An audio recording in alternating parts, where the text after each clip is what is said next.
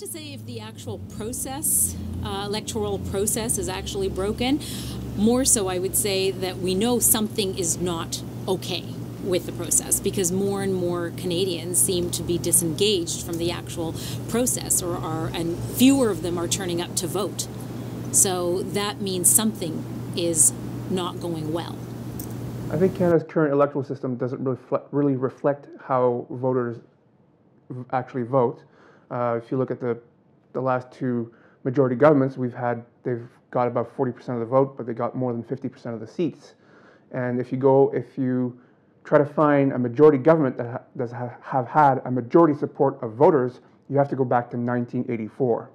So it produces a lot of distortions about how voters actually voted. I believe we can make Canadian democracy better by making sure that we do include diverse voices. So making sure that we do reach out to typically marginalized groups. So people of color, women, people of the LGBT community, different groups need to be represented, and they need to see themselves in their democracy.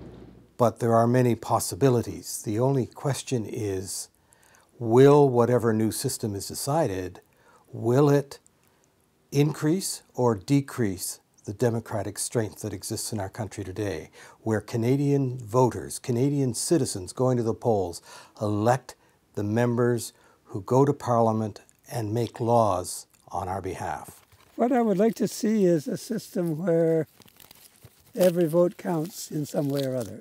So in some countries, voting is compulsory. It may not be necessary in Canada, but I'd like to see more people voting. Because I think the issue that we have is larger than just the electoral system.